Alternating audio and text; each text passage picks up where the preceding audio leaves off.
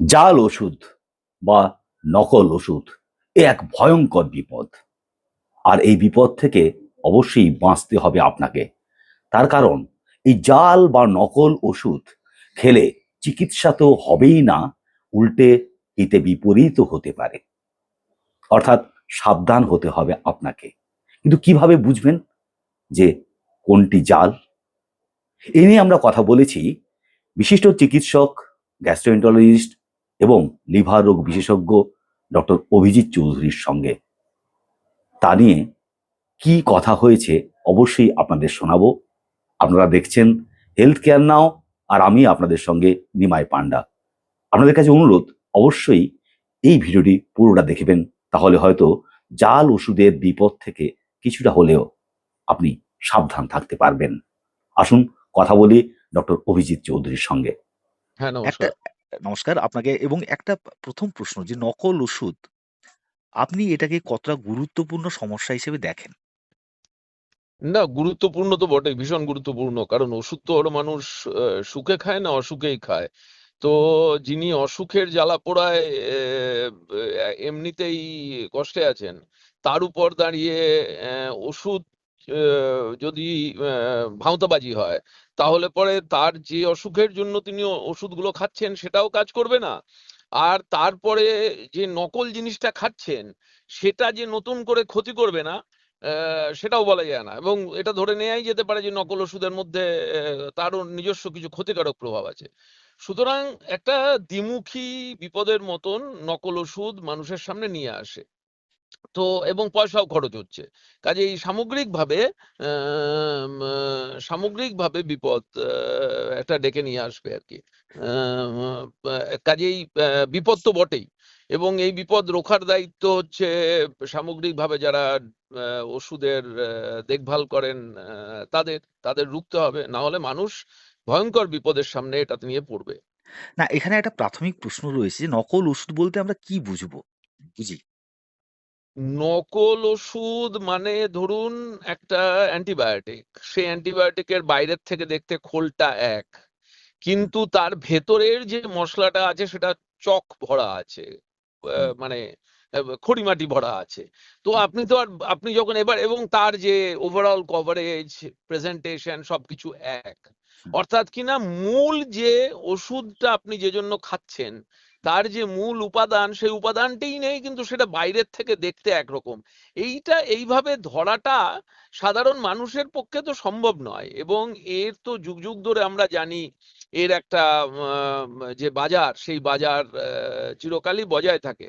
তো ইদানিংকালে দুটো জিনিস ঘটেছে। এক হচ্ছে সম্ভবত সেই বাজারের বৃদ্ধি কলেবর বৃদ্ধি পেয়েছে। আর দু নম্বর হচ্ছে উল্টো দিক দিয়ে দেখতে গেলে সম্ভবত আমাদের যারা ড্রাগ রেগুলেটর তারা একটু বেশি ইফোর্ট দিচ্ছেন সেটাকে যাতে ধরা যায়।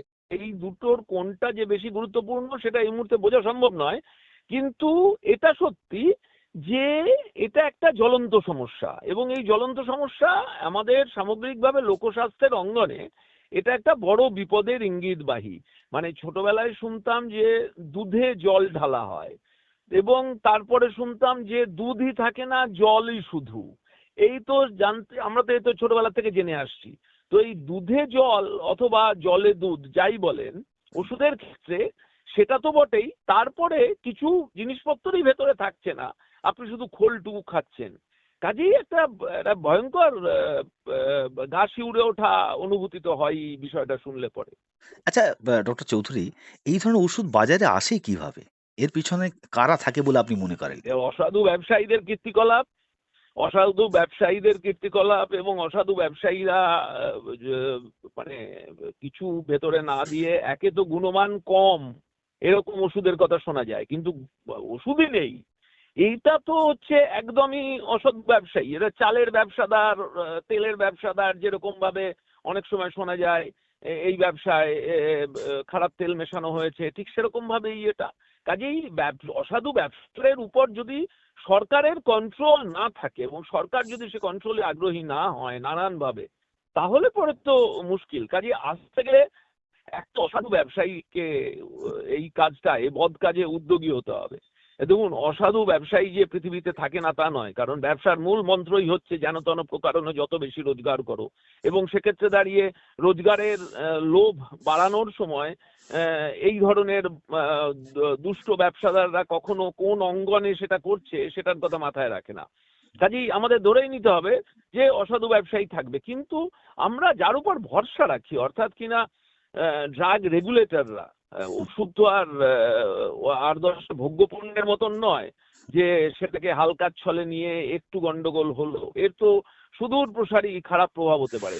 কাজেই আমরা আশা করব যারা সরকার এবং যারা ড্রাগের ওষুধের নিয়ন্ত্রক, তারা আরো বেশি লক্ষ্য দেবেন গোটা ব্যাপারটার উপর, এবং জিরো টলারেন্স থাকা উচিত। শাস্তির অংশটাও সেরকমই গুরু হওয়া উচিত, যাতে করে তারা যারা এই বজ্জাতি করছেন এবং ধরা পড়ছেন তারা শাস্তি পান।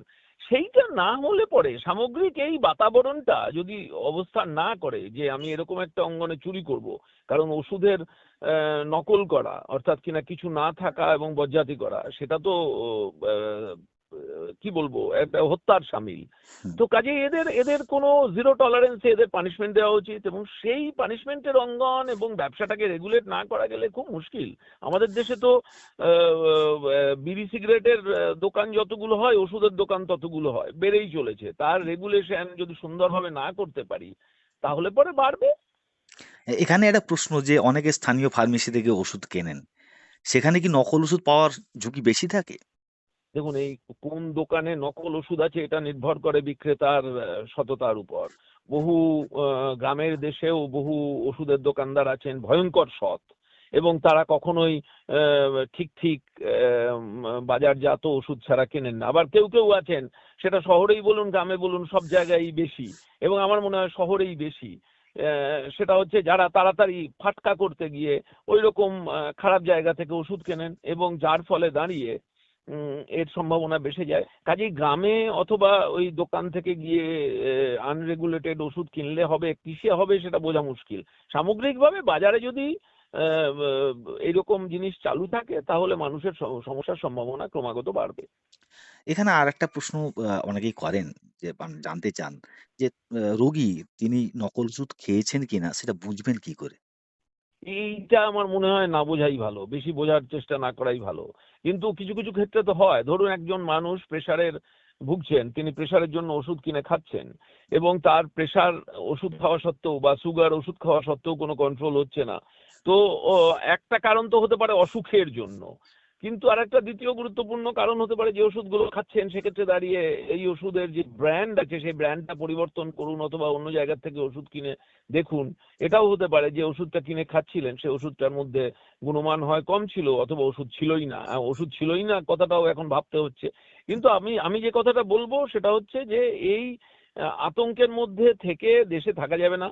আমাদের দেশে খারাপ মানুষ যেরকম আছে, বেশিরভাগ মানুষই ভালো, কাজেই সেই ভাবাই ভালো। কাজে আমি সাধারণ মানুষকে বলবো যে এই আমি নকল ওষুধ খাচ্ছি এই ভাবনায় সবসময় থাকলে পরে সবসময় মনে হবে সাপ নিয়ে ঘর করছি, সাপ নিয়ে ঘর করছি, সেই ভাবনাটা না রাখাই ভালো।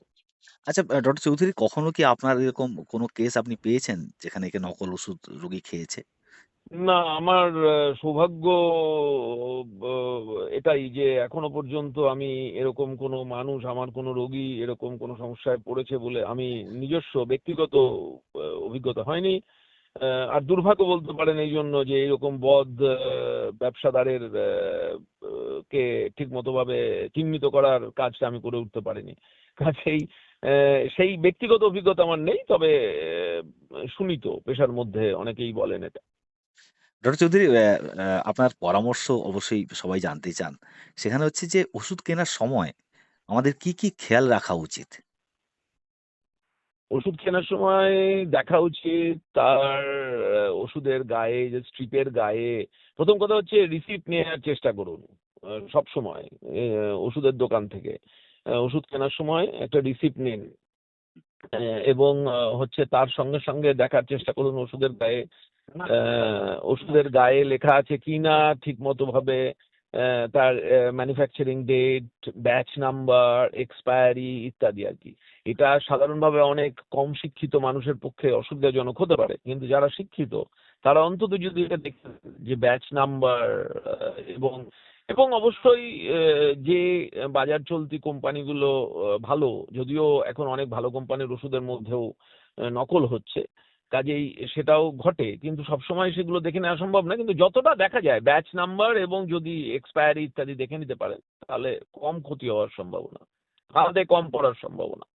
আর আপনার কিছু পরামর্শ এই বিষয়ে নকল ওষুধ থেকে মানুষ কিভাবে সাবধান থাকবেন বা তার মানুষ কিছু করে উঠতে পারবে বলে আমার মনে হয় না। এক্ষেত্রে দাঁড়িয়ে আমার একমাত্র আবেদন সরকারের কাছে এবং ড্রাগ রেগুলেটরদের কাছে যে আপনারা দয়া করে আরো বেশি স্ট্রিনজেন্ট ম্যানুফ্যাকচারিং মেথড করুন, আরো নজরদারি দৃঢ় করুন, যাতে করে এগুলো বাজারে না থাকে। কারণ সাধারণ মানুষ অসহায় মানুষ, তো আর এত মানুষের পক্ষে যদি এখন প্রতি মুহূর্ত দেখতে হয় আসল খাচ্ছি না নকল খাচ্ছি, তাহলে মানুষ আরো বিপদে পড়বেন।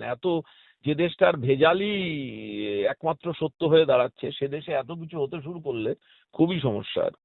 কয়েকদিন অন্তর অন্তর এ রাজ্যে ধরা পড়ছে জাল ওষুধ।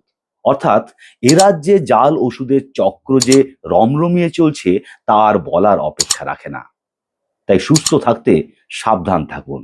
যারা প্রথমবার এই চ্যানেলটি দেখছেন তাদের কাছে অনুরোধ করব সাবস্ক্রাইব করতে, আর আপনাদের সবাইকে বলবো যদি ভিডিওটি পছন্দ হয় তাহলে অবশ্যই লাইক করতে এবং শেয়ার করতে। ভালো থাকবেন, সুস্থ থাকবেন, আর দেখতে থাকবেন হেলথ কেয়ার নাও, ভালো থাকার কথা। নমস্কার।